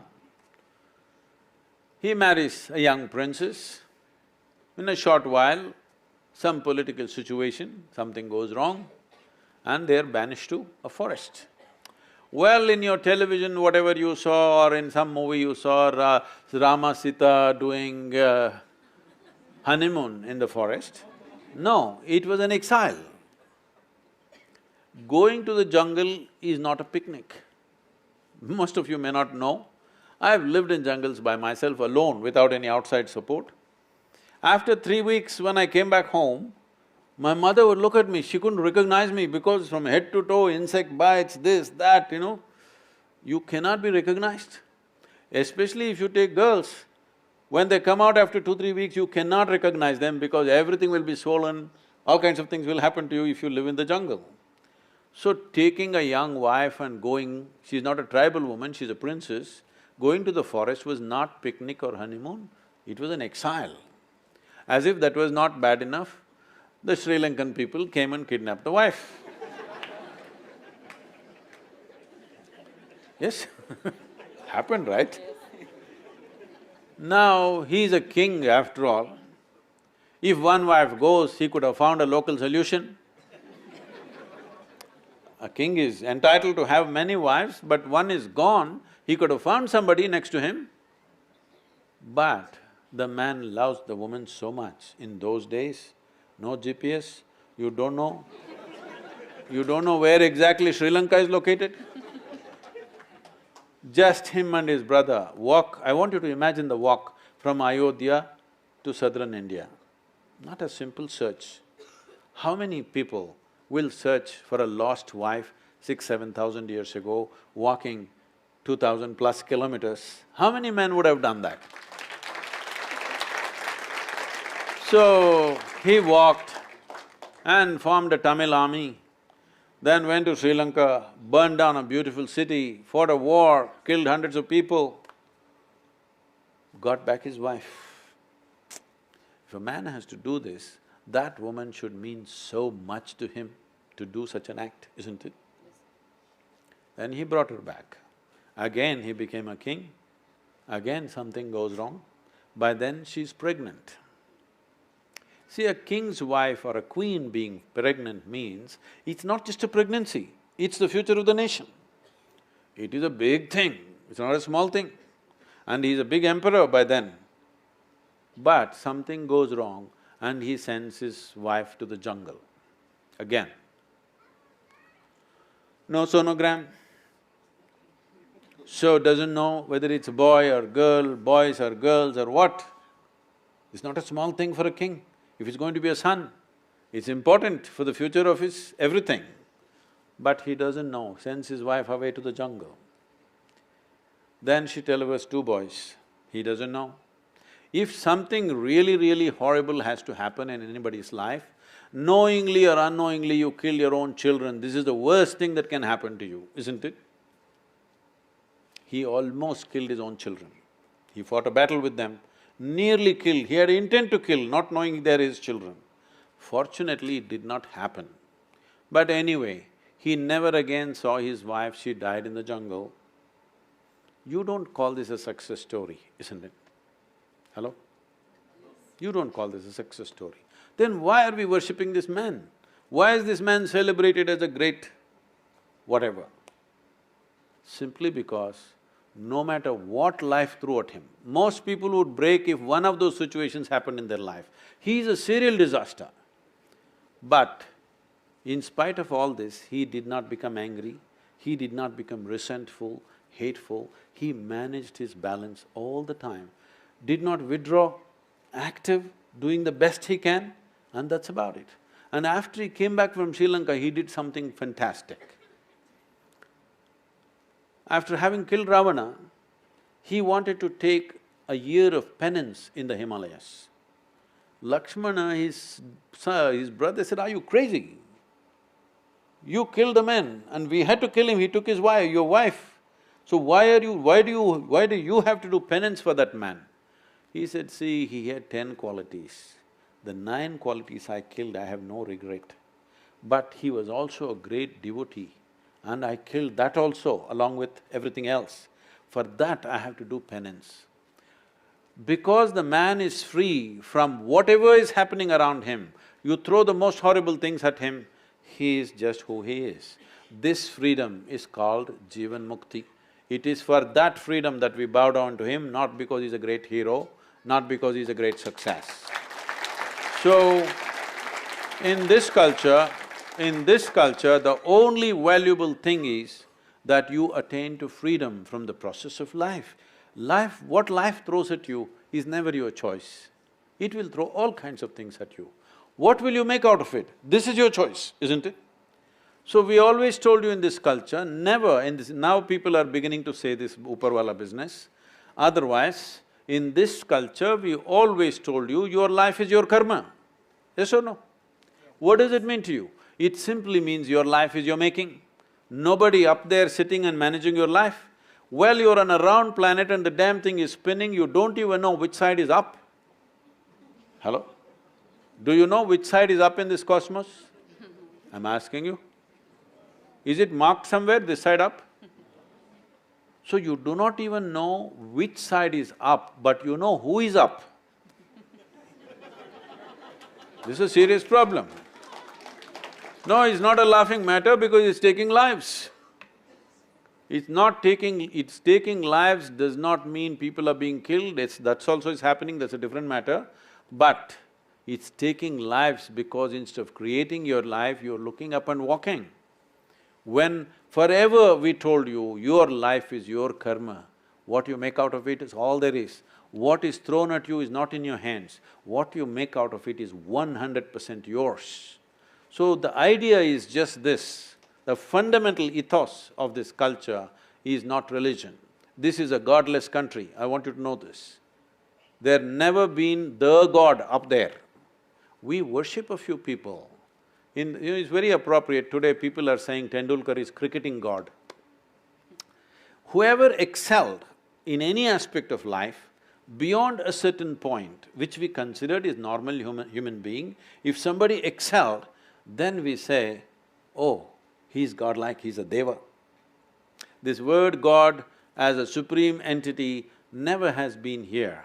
Here we are always talking about those who have excelled beyond what we normally consider as human, as devas. That's why we have 36 million gods and goddesses. You must create more, there's no problem. Because after all, this is the only and only culture on the planet which understands God is our making. Everybody thinks they are God's making. Right now, Vinayak Chaturthi celebrations are going on around the country. See, this is a classic example where we create the god, we will put him there, next 10 days or 1 month, whatever, our entire life is around him, full emotion, bhajan, dance, music, whole thing. But when the time comes, we go and dissolve him in water. We made the god, we worshipped him, we enjoyed it, we enthused ourselves in a big way using him. When we are done, we dissolved him. This clearly shows you we have an innate understanding God is our making, isn't it? So, here we have only had a spiritual process, variety of spiritual processes, but never religion. We became religious in competition. When outside forces came and too much competition, we are also trying to organize, but you can never organize this culture because if there are 3 people, there are 5 opinions. Within the same house, there are 10 gods. How do you make a religion out of that? No, this is just a process. You use everything for your emancipation, for your liberation. If you listen to the conversations of your mothers or maybe your young people, your grandmothers, not some spiritual conversation, daily conversation if you listen to it, without uttering the words karma, prarabdha, mukti, moksha, there's no conversation in this country. Constant reminder, no matter what you're doing, your education, your family, your business, your spirituality, everything is only towards your liberation, always. Freedom is the highest goal, not heaven, not God.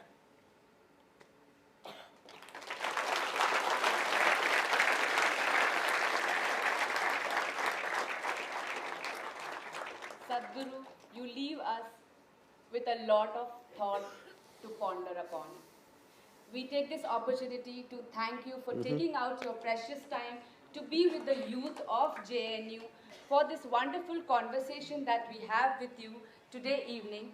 We also extend our thankfulness to Mohit Chauhan for his scintillating performance. I'm sure we all loved it.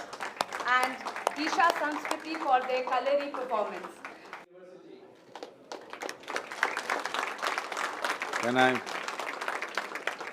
Can I just say a few words to it? I'm okay.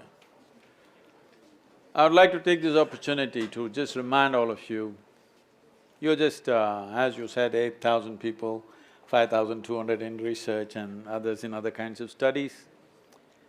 But I want you to understand, you are just a few privileged ones among millions of youth in this country. You have this privilege of being in a premier institution like this. The kind of facility and what you have here, most people in this country don't even dream about it, okay? So, for yourself, see, you must understand this. The most important thing when you're young to do is, don't be in a hurry to live. This is a time to build yourself, to build your body, to build your mind, to build your perspective, to enlarge and enhance the horizons of who you are. This time of your life should be invested in that, because as I said earlier, it is only by producing great human beings that we can create a great society, a nation and a world. So, it's my wish and my blessing that all of you should make use of this time at the university to enhance yourself as truly wonderful human beings who can contribute to the well-being of humanity in future. Thank you very much.